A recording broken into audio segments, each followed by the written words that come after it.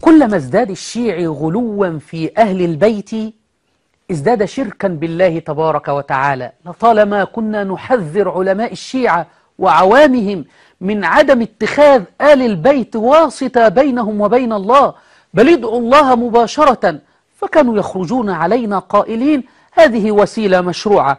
والآن وصل بهم الأمر أنهم يتوسلون بأحذية آل البيت عياذا بالله إلى الله تبارك وتعالى، يتوسلون إلى الله بحذاء. نعم، عالم شيعي كبير خرج علينا وزعم أنه يتوسل إلى الله بنعل المهدي، فلنشاهد.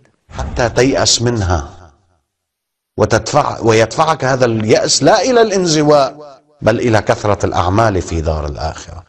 والمطلوب أن لا تضيع هذه الأعمال، المطلوب أن لا تضيع هذه الأعمال ولا تبطل هذه الأعمال، ولذلك احتاجت إلى ولي يتولاها.